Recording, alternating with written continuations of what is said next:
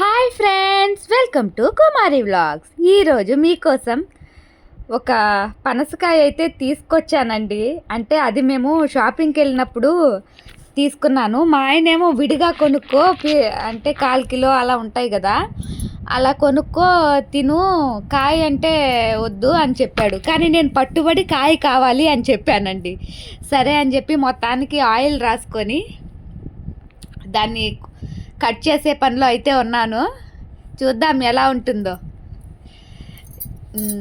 ఎవరైనా నా ఛానల్ కొత్తగా చూస్తున్నట్లయితే లైక్ చేయండి, షేర్ చేయండి అండ్ సబ్స్క్రైబ్ చేయండి. ఇంకా అండి కట్ చేస్తున్నాను. కౌశి అయితే చాలా ఆతృతగా ఎదురు చూస్తున్నాడండి. చాలా కట్ చేయమ్మా, ఇట్లా కట్ చేయని వాడు సజెషన్స్ ఇస్తున్నాడు అనమాట. సరే మొత్తానికి ఆయిల్ రాసుకొని అయితే కట్ చేయడం స్టార్ట్ చేశాను. కానీ అండి లోపల చూసే లోపల అది కలర్ చేంజ్ అయిపోయి ఉందండి. మామూలుగా ఎల్లో కలర్లో ఉంటాయి కదా, కానీ అలా వచ్చేసిందండి. బాగాలేదు. లోపల అక్కడక్కడ కొన్ని పనస్తొనలు అయితే ఉన్నాయి. అవి కూడా మనం బాగా చూసి తీసుకుంటే ఉన్నాయి అన్నమాట.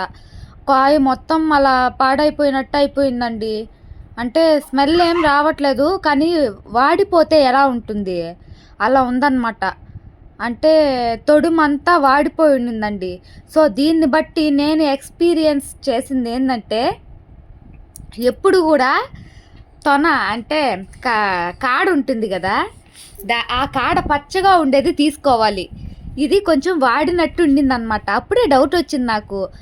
సరేలే ఇది బాగా పండింది, ఎల్లో కలర్గా ఉంది కదా అనుకున్నాను. కానీ అలా కాదు. సో 300 పెట్టి కొన్నానండి. కనీసం 50 రూపీస్ పీసెస్ కూడా రాలేదు మాకు. అదే చూస్తూ ఉన్నా, వెతుకుతూ ఉన్నానండి. 300కి చాలా బయట కొనుంటే చాలా వచ్చుండేటువంటి. మా ఆయన అయితే దాని బదులు కేజీ తొనలు వచ్చుంటాయి కదా, ఇది తీసుకొని వేస్ట్ చేసుకున్నావు అని చెప్పి అన్నారు. సో మీరు ఎప్పుడైనా కొనాలంటే కాయ అంతా పచ్చగా ఉండి దాని కాడ కూడా పచ్చగా ఉన్నదే ప్రిఫర్ చేయండి. నాలాగా ఎల్లోగా ఉంటుంది, పండిపోయి ఉంటుంది అని మాత్రం కొనొద్దండి. సో నేనైతే వెతుకుతున్నాను, కొన్ని అయితే దొరుకుతున్నాయి అన్నమాట. దొరికాయండి. మొత్తానికి చూస్తున్నా అనమాట. చాలా లోపలికి ఉన్నాయి అన్నమాట. కౌశి అయితే వాటిని గింజలు తీసి సపరేట్ చేస్తున్నాడు వాటిని. కానీ కొయ్యి మా తొందరగా అంటున్నాడు. మొత్తానికి అయితే కోసానండి. కనీసం 50 రూపీస్కి కొన్నన్ని కూడా రాలేదు.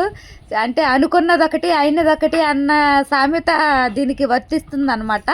ఓకే ఫ్రెండ్స్, మీరు కూడా ఇలా చేయొద్దు. Bye friends.